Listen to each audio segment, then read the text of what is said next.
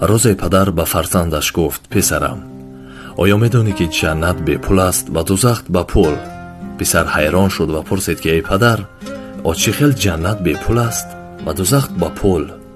گفت: گوش کن پسرم، قماربازی میکنی پول میدهی، عرق مینوشی پول میدهی، زنا میکنی پول میدهی، تماکو میکشی پول میدهی، سفر برای فاسقی کردن میکنی پول میدهی. اکنون گوش کن فرزندم، چه خیل جنت به پول است.